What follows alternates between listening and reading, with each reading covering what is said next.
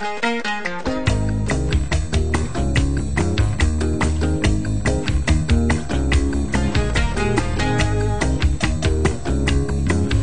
right, 8 minutes after 11 o'clock. Thank you for tuning in. There are some pretty remarkable people here. Pretty soon, we will be broadcasting from the Paddock Mall.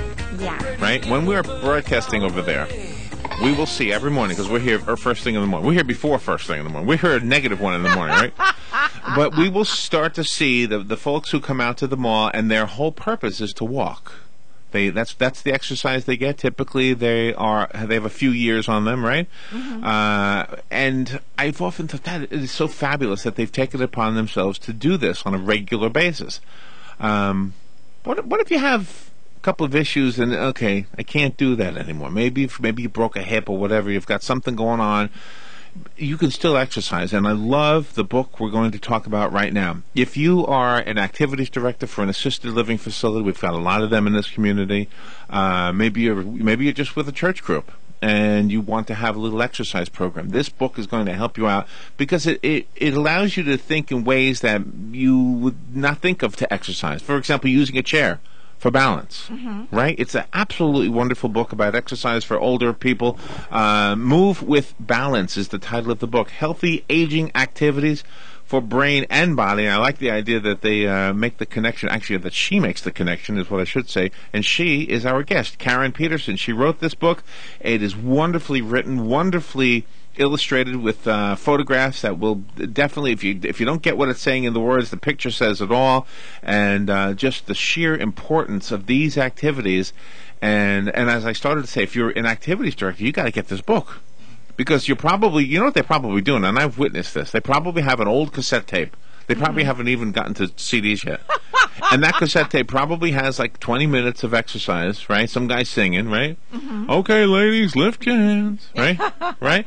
And this is way more fun, way more creative, and it'll help out greatly, obviously. Karen Peterson, I congratulate you on what you're doing. Karen is the founder and director of Giving Back, which is a nonprofit organization dedicated to improving the lives of elders through intergenerational mentoring. She's an educational, here's a word I can't say. I like this word. Kinesiologist. She'll explain later. She's a natural vision improvement instructor, a massage therapist, and an award-winning author. The book we're talking about right now, again, Move with Balance. Good morning, Karen. Good morning, Larry and Robin. You deserved a long intro. I know it was a little bit lengthy, but this is a groundbreaking book as far as I'm concerned. Oh, thanks. I think you've done a great job. Now, what made you realize the need for this? Well, about 20 years ago, I started to teach senior citizens and was actually becoming one myself. So I felt that it was important to have seniors just exercise, stay healthy, and be included in the community. So the nonprofit Giving Back is where they get opportunities. The fit seniors get opportunities to give back in their communities. Okay. And the exercises that typically that we do throughout our lives, the squat thrust, the jumping jacks, right. You can't do them anymore once you get older. Well, that's the thing, too, and those become pretty boring, I think. So most of the programs for seniors, like you were describing in the beginning, just really are fitness exercises like squats or stretches or things like that. Right. This book really has unique things. It's working just on all systems of the body, like the vestibular system, the visual system, auditory. Everything is worked all together at the same time, like when we were kids. We'd be moving a lot, rolling down hills, just getting our bodies all over the place. And I'm not saying we're doing this here, but even just the amount that we're doing is stimulating the whole brain body. Yeah. Now talk about the brain part of this a little bit. The book actually goes into some of this. Explain what we can do to keep our brains healthy. Well, what they say now, they used to think that, your brain just got old and that was it. But now they use the term plasticity, meaning you can learn at any time. And what the brain likes are really novel, something new and exciting and novel, and that's stimulating, and it stimulates just the whole system and the whole well-being, and you feel more alert. So these exercises are unexpected. Like you said, they were just so different. They're different than anything you've done. Well, I'll just give an example just since it'll be clear. So let's just say one, for instance, you're walking, you're pretending like you're on a tightrope, putting one foot in front of the other. Now that's kind of hard to do for some older people because you're kind of wobbly, but then you can make more space between your feet. You adapt it. Okay, so then you're going along on this pretend tightrope, and you can even have your hands out and play like you're a tightrope walker. Okay, then if you're pretty good at that, let's have something new. Okay, let's walk backwards and do that. Okay, so that's different. Yeah, right. Okay, so now let's do the tightrope walk, but now I'm going to slowly turn my head to the right and keep walking. No. See, that's even harder because our vision then is can throw us off and lose balance. Okay, then I'm walking, and maybe I'll start going backwards and look to the left. And then maybe if I'm in a group or have a partner with me to do this, maybe that partner is going to be holding some math flashcards, not anything that hard, but even just to do, some simple math problem. While you're walking, you're added the cognitive focusing element. So that they might have to do that, or maybe there's something that a little poem that we've memorized that then they have to say while they're doing this movement. So it's just activating everything, and it's fun too. Yeah, and physical becomes mental because you're thinking about it. Yeah, and it is. Then you're working on your balance because this tightrope movement is not doing squats and bends and all this kind of stuff. It's called really sensory motor integration. The senses and the movement are getting connected, and that's what we want. Will this help people who have fallen, they've broken a hip, they've broken a leg, and they are going through rehabilitation therapy? Will this help them also? Yes, it will. And, because you can do it and adapt it. I've taken this into nursing homes where everyone is in a wheelchair. Well, they're not working on the balance so much as they're working on the brain stuff and the connection with our group all being together. I think I mentioned earlier that the way that I do it here is that I take the fit seniors who are giving back to the frail elders, so each of the frail elders has a partner when they do the activity.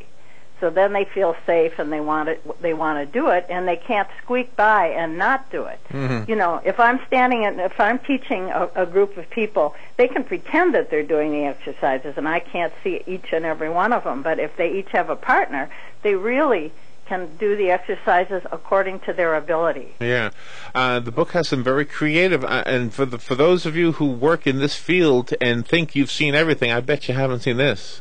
I think that's what's unique, is that I do have these cognitive activities built into the movement.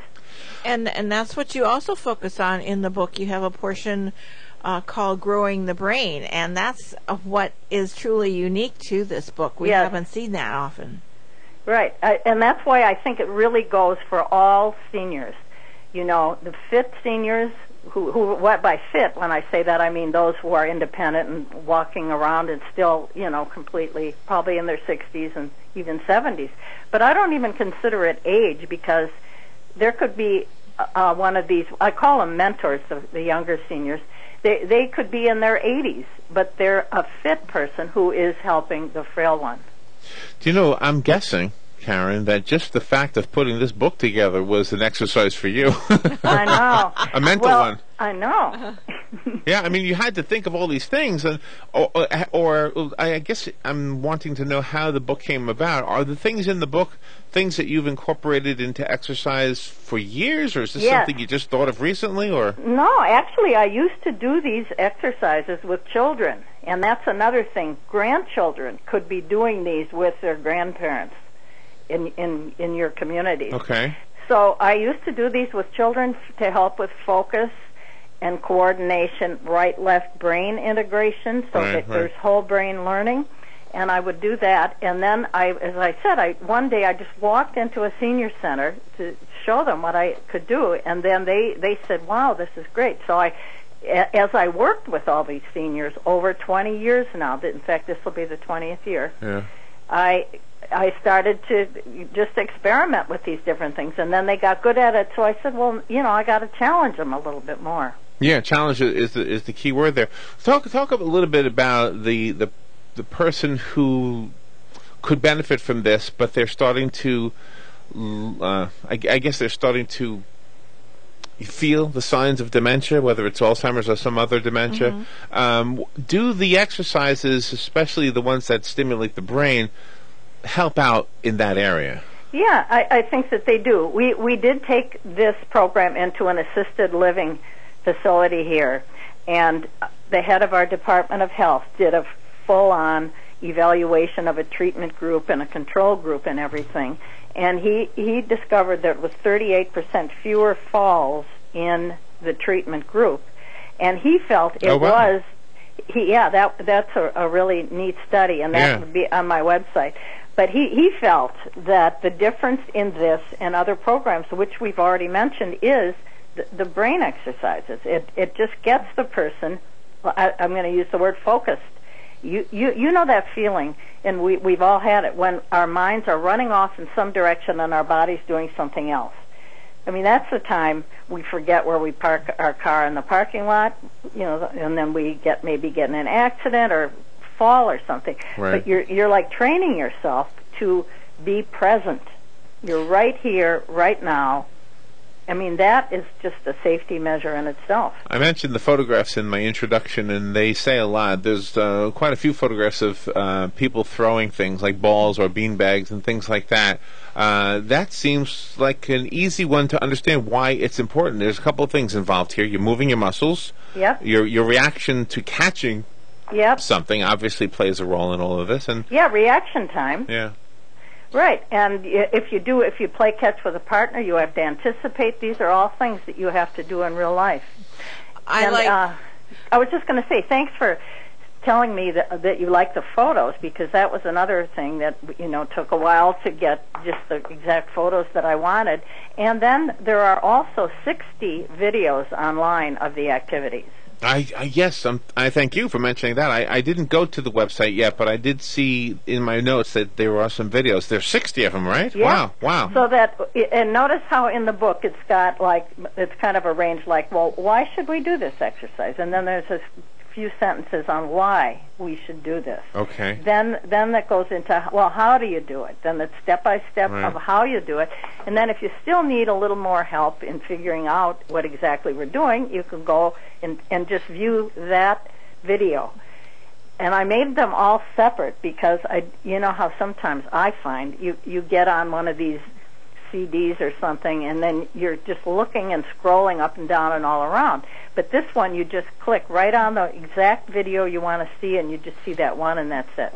You've put a lot of levity in your book by forcing the people to go back to their childhood. You've got the hokey pokey in there, and growing up, you don't realize what a cool exercise that is. I know, that's right. And that's what, putting your left hand in, and you have to move, and you have to do it in rhythm. Mm-hmm. Rhythm, there's quite a few rhythm things in there. Yeah. You have to do things, just get sharp. And I think the arrow chart was another good one. You got to explain the arrow chart. Explain the arrow chart. Yeah. The arrow chart is really a vision exercise from vision therapy. So there's a chart that has arrows pointing in all different directions. And there's actually 4 exercises that you can do. You might put this arrow chart down in front of you on a chair or something, and you're reading it. Okay, so now first of all, that's a task you're doing. You're reading it. Then you move your arms. So if the arrow's pointing up, I move my arms and I say up, and my arms move up, and my voice says up. Okay. So now we're using our voice too. All these different parts of the brain. Okay, then I have to read this in rhythm. I go like up, down, right, down. Okay, that was easy. But now the next task is going to be, I'm going to say and do the opposite. Oh, wow. So now I'm reading the arrow, but I have to, we're so used to interpreting the arrow in a certain direction, but I have to think, and then I have to say opposite and move opposite. And then the next one, maybe I'll say what the arrow's doing, but I'll move the opposite. See, now, if I was your student, I would turn the paper around when you weren't looking. Well, that's why I have the helpers, because they can catch you. I know, but here's the other thing that's funny. I think in our society, people don't like to do things unless they're already good at it. They don't want to, what they call make a fool of yourself. That's true. I know, but see, that's what we do here is make a fool Except of for radio ourselves. shows. People don't mind doing radio shows when they've never done one. I've noticed that. That's right. That's right. They just jump right in. It's like, okay. But see, when we're doing our new novel, different activities that we've never done, like the arrow chart, you're not going to get right in there and do it right the first time. And so we kind of laugh at ourselves, and we see that, oh, well, that's okay to laugh at yourself. I don't have to be perfect at doing it. And that is when it's working. It's when you can see people thinking and moving and trying to connect the two when they're learning the activity. There are a few. I want to be fair to the book. We are talking about the book, Move with Balance. Our guest is Karen Peterson. And did I ask you where you are? Where are you, Karen? I'm at Hawaii, and it's still dark. You're in Hawaii? Yeah. Wow. Is that where you live? Yeah. Oh, wow. So what time is it? It's about 5:24 on my clock, Oh, 5:24 a.m. Goodness. Well, thank you for getting up very early to be with us today. Yeah, well, I was excited to. Are you any of the people in the book? Oh, I see you. I see your picture. Oh, you're an attractive lady. Oh, thanks. Oh, all right, Yeah. I'm still a man. I may be getting older, but I'm still a man. Yeah, what am I going to do? I can't change that. And actually, isn't that part of what this is about? It's about a little bit of self-esteem, right? You feel better about yourself, Right. And you're actually asking people to dedicate just 1 hour a day. Am I right? Well, yeah. I mean, I wouldn't even say they had to do 1 hour. You just do it when you can. You could do 3 exercises. I would do it more in terms of, I'm going to pick 3 exercises to do today. That might only take 15 minutes. Mm-hmm. Huh. I mean, an hour would be good, but once you set that for yourself, then you start resisting it. This is something like you want to do. You look forward to it because it's fun. You don't want to say, oh, now I have to do my exercise. Yeah, right. Oh, yeah. That, I We like don't your want attitude. that. Well, and Robin said something earlier. I wanted to kind of just add a little bit to it. Robin said that you have the hokey pokey, and when you were a kid, you did that. You never realized it was exercise.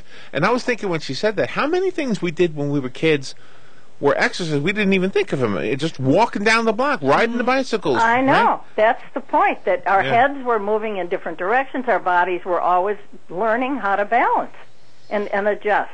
Yeah.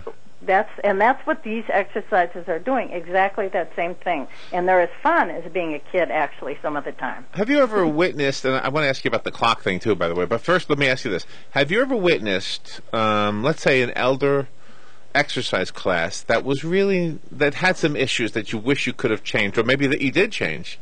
Have you had, are there some things we're doing wrong? I'll give you an example of one that I think is wrong. You know that big ball that you're supposed to sit on and bounce around on? Mm-hmm. I thought, okay, that's good for kids. I can't see these old people doing that, but they were doing it in one facility I was in, and I thought, that looks like it could be an accident waiting to happen. Well, yeah, I think that it could be, but if the teacher or if they have assistants, I think it would be okay. But that would teach balance, because you have to stay upright and balanced on that ball. Yeah. Well, what if you're no good at it? I mean, yeah. I mean, but they must. Here's the thing, with me, I take my supplies like bean bags and tennis balls to different sites where I go, and I mean, I'm not going to take 30 balls. Right. Mm-hmm. But I think those are okay. Oh, the little balls, but I mean the big balls, the one they sit on. I know. Okay. That's what I mean. I'm not taking 30 big balls when I visit a site. But you do use the big ball, though. No, I don't, actually, okay. because I'm visiting. But I think it's okay. You asked me what I thought of it. Right. Yeah, I mean, it's fine, but I think people have to be watched on it, and then some people can do it. So explain the funny-looking clock. What is that clock? Okay, that's called clock face. Yes. Now, that one is kind of like the arrows. This is also a vision from vision therapy. And I can make up any rhythm. I'm looking at the clock face, and I make up this rhythm. I'm going to say, I'm going to point to around the numbers, but they're not numbers. They're things like square, circle, and things. So at the 1 o'clock position, I might say circle. Okay, then I touch my nose. I say nose and touch my nose. Then I go dot. There's a dot in the middle, and then I go ear. Okay, and then I go to the next one. And again, keeping in rhythm, so I might say square, dot, nose, ear. Or, you know, I mean, it is 5:30 here. Anyway, I mean, you know, I'm not saying I'm even perfect at it, because what you do is make up a little activity like that, you say, and then you could switch hands. Okay, I'm going to do it with my left hand and my right ear. Okay, I'm pretty good at that. Now I'm going to switch hands every time I do it. So you make up a little thing, like I just said, ear, dot, and you go around this clock. Okay. That's kind of hard to explain. I think I heard a tone in there. That's probably a publicist asking us to wrap it up so you can get on to the next interview. Well, what a great interview, Karen. Thank you for doing such a great job with the book. This community that you're talking to on the other side of the planet from Hawaii, yes. this community in Florida is a good community for this book because there's so many assisted living facilities here. Yeah, and I just wanted to also say that I have worked with athletes doing some of these exercises, and it can improve your golf game for those people who play golf. I'll sell the book. I mean, because you're getting connected, right? Brain-body connection. I think you're right. I have a copy of the book. If you want the copy I have, call me. It's yours, and you'll enjoy the book. It's probably the most practical book we'll have in a while, and the rest of us have to go buy it. Karen, do you have a website you want to tell us about? MoveWithBalance.org. That's easy enough. MoveWithBalance.org. Good morning. The book is yours. Who's this? This is Lauren, and thank you so very much. You're welcome, Lauren. It's waiting for you. Great, thank you. Okay. Karen, all the way in Hawaii, thank you so much for being on the air with us today. Yes, thank you. Thank you for having me, Robin and Larry. All right. Thank you. Good interview. We'll take a little break, and we'll be right back. You're listening to WOCA News Talk 1370, Ocala's source for what's happening in today's hottest, up-to-date news and topics. Habitat for Humanity of Marion County is a ministry dedicated to improving lives by providing affordable and decent housing. Help them help others by visiting the Habitat for Humanity